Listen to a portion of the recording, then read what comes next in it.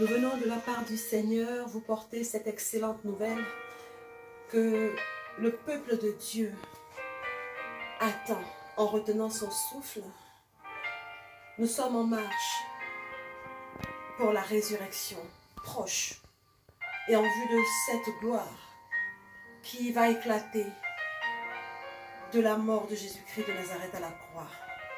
Bien-aimé Zoé, tu as choisi d'appartenir à ce peuple élu qui vit à genoux, qui supplie dans la prière et qui expérimente jour après jour le sacrifice dans sa chair.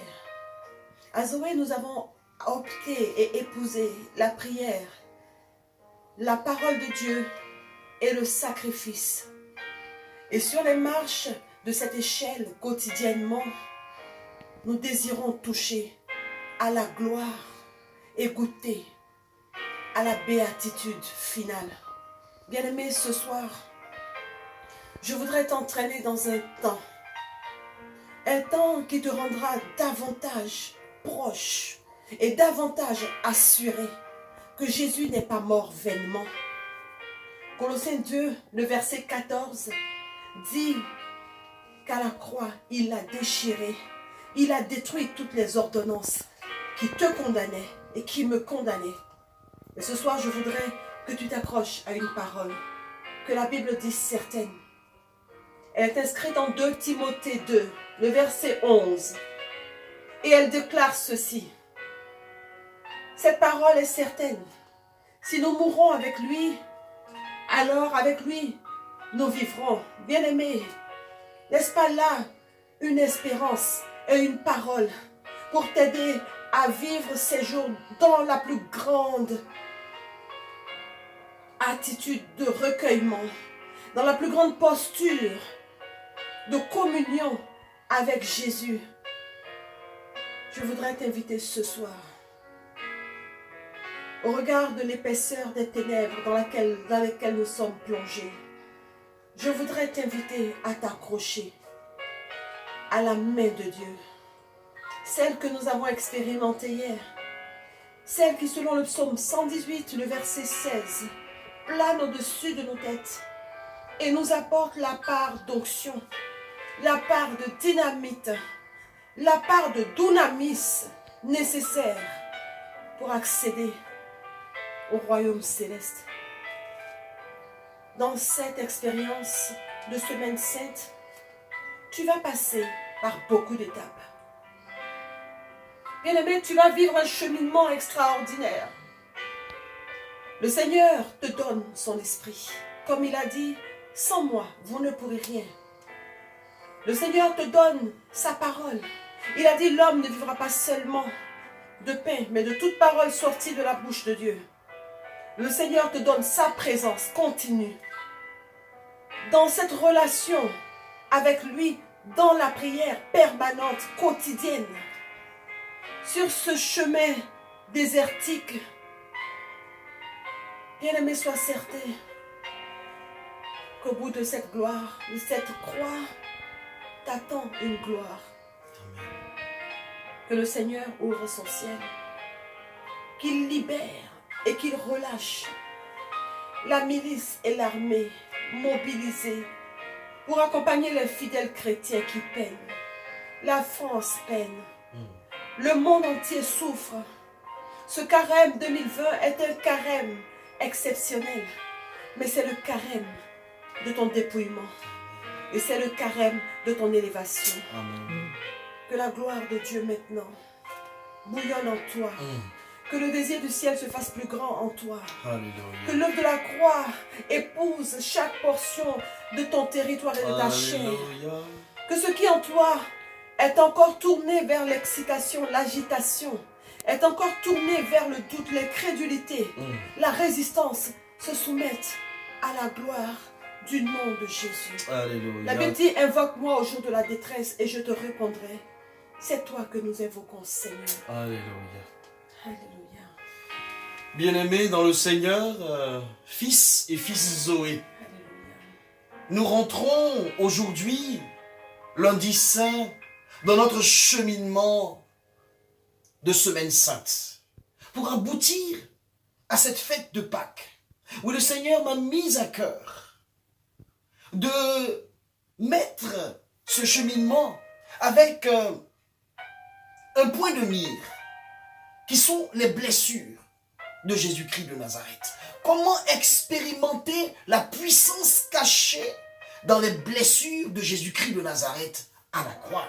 Oui, bien-aimé, le Seigneur m'a mis sur le cœur de faire ce cheminement-là pendant cette semaine sainte qui termine ce carême particulier. Oui, le carême 2020 est un carême d'exception. Parce que tu vis confiné. Il y a une menace environnante. Mais tu dois savoir que ce carême-là doit te faire passer dans une autre dimension. Dans une dimension supernaturelle, surnaturelle. Oui, c'est ce que Dieu veut pour toi. C'est ce que Dieu veut pour toi, bien-aimé. Oui, Isaïe 53, le verset 4, nous dit que le châtiment qui portait et qui nous apporte la paix est tombé sur Jésus-Christ de Nazareth. Alors, c'est par ces meurtrissures que toi et moi avons la guérison. Oui, dis Amen, bien-aimé. Amen. Oui, c'est ce qui se passe. Et j'aimerais qu'aujourd'hui, tu expérimentes et que tu comprennes ce qui se passe spirituellement. Oui, parce que chaque blessure qu'a subi Jésus-Christ de Nazareth comporte en elle l'ablation, la destruction d'une malédiction que tu portes. En échange, lorsque tu rentres dans la connaissance et dans l'expérimentation de cette puissance, tu acquiers une bénédiction. Amen. Et c'est ce que je veux que tu découvres. Oui, parce qu'il n'y a pas de souffrance au-delà des souffrances que Jésus-Christ a vécues, à la fois physiques, à la fois psychiques. Oui, je pense que la seconde personne qui a le plus souffert, c'est sa mère, la très sainte Vierge Marie. Alors, puisque Jésus a souffert autant pour toi et pour moi, tu dois expérimenter la puissance contenue dans ses souffrances et dans ses blessures. Il y a 7 plaies. Jésus-Christ a souffert au niveau de la tête, parce que couronné. Jésus-Christ a souffert au niveau de sa main droite et de sa main gauche, parce que transpercé par les clous.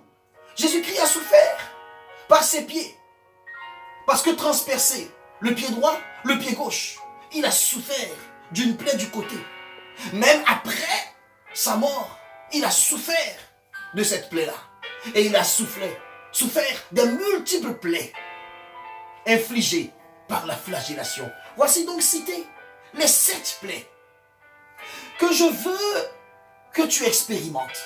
Je veux et je prie que tu rentres dans la dimension puissante et spirituelle de ces plaies. Oui, c'est ce que Dieu m'a mis sur le cœur pour toi.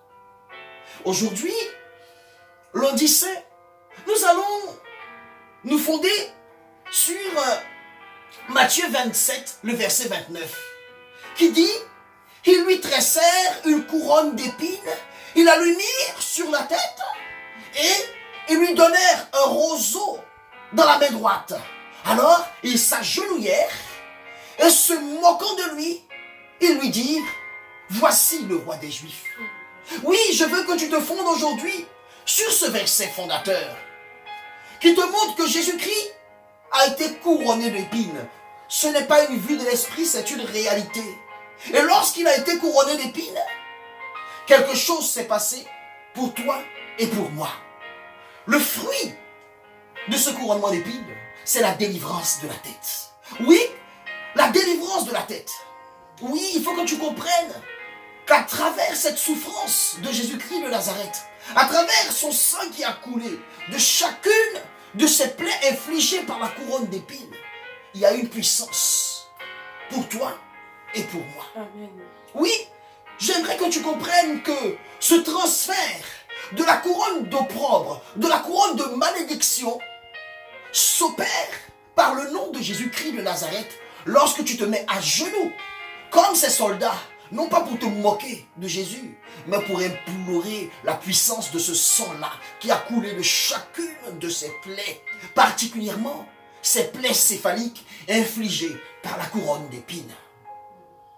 Job, au chapitre 19, le verset 9, nous dit ceci. J'ai été dépouillé de ma gloire. Ma couronne a été volée. C'est pour que tu comprennes véritablement qu'il y a une couronne qui t'est destinée. Et qui a volé ta couronne? C'est le diable.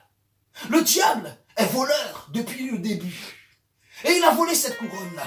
Mais en échange, ce qu'il t'a donné, c'est la couronne d'opprobre, héritée de tes aïeux. C'est la couronne d'échec. C'est la couronne d'humiliation. C'est la couronne de désordre sexuel, héritée de tes errances et de ta vie passée. C'est la couronne de déchéance. C'est la couronne de rabaissement. Oui, une fois que l'homme a péché, l'homme est déchu. Sa position antérieure est perdue. Et s'il n'a pas la connaissance, alléluia, la connaissance de cette puissance du transfert dans la plaie issue des couronnes de Jésus, s'il n'a pas cette connaissance, il demeure sur la terre sans pouvoir avoir la véritable couronne que Jésus-Christ a acquis par sa mort pour lui, pour toi et pour moi. Mais dis Amen, bien-aimé, parce que tu as cette connaissance aujourd'hui. Cette connaissance de savoir que la couronne d'opprobre héritée de tes aïeux va être enlevée ce soir. Amen. La couronne de déchéance héritée de tes actes mauvais va être enlevée ce soir en vertu du sang qui a coulé. Lorsque Jésus a été humilié et que le sang a coulé de sa tête, ta tête sera délivrée de toute maladie mentale, de toute maladie spirituelle, de toute dépression, de toute instabilité intellectuelle. On avait dit de toi que tu n'avancerais pas parce que ta tête a été déposée quelque part et qu'aujourd'hui la couronne d'épines, le sang issu des plaies causées par la couronne d'épines, ce sang-là récupère maintenant ce qui avait été volé par le diable. Toutes les maladies neurosensorielles, tous les déséquilibres psychiques de ton cerveau, de ton intelligence, ces défaillances, aujourd'hui sont récupérées par le sang qui a coulé des plaies de Jésus-Christ de Nazareth. Amen. Voilà ce que je veux que tu expérimentes aujourd'hui. Que ce châtiment-là, qui aujourd'hui t'apporte la paix, soit efficace et radicalement efficace dans ta vie aujourd'hui, bien-aimé. Oui, je te prie maintenant de lever les mains et de poser la main sur ta tête. Et tu vas prier avec moi. Seigneur Jésus, je tiens ma tête, entre mes mains, pour signifier que je suis à genoux, devant toi, qui a été couronné d'épines. Je suis à genoux, non pas pour me moquer de toi, mais pour recevoir la délivrance de ma tête, la délivrance de ma mentalité, la délivrance de ma mentalité de pécheur. Oh Jésus, que ton sang fasse une effraction dans mon cerveau, dans toutes les zones de péché, afin que radicalement soit évacué en ton nom puissant toute racine de péché, de déstabilisation et de maladie psychique et neurosensorielle. J'arrache la couronne d'opprobre héritée de mes aïeux, et je la jette dans le feu de ton amour. J'arrache la couronne d'instabilité héritée des maladies familiales, et je la jette dans le feu de ton amour. J'arrache la couronne de non-accomplissement, d'asservissement sexuel hérité de mes péchés, et je la jette dans le feu de ton amour. Seigneur, Seigneur, Seigneur, aujourd'hui, aujourd'hui, je récupère je récupère par ta main puissante par ta main puissante la couronne de la bénédiction. couronne de J'ai bénédiction. ce soir Ce soir, accès.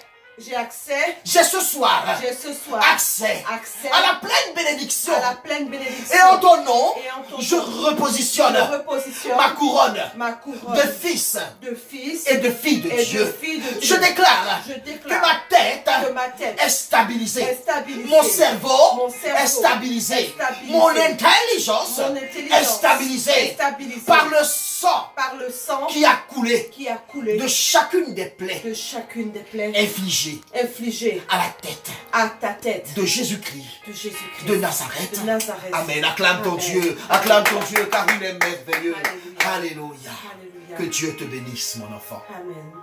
Bon cheminement. Merci.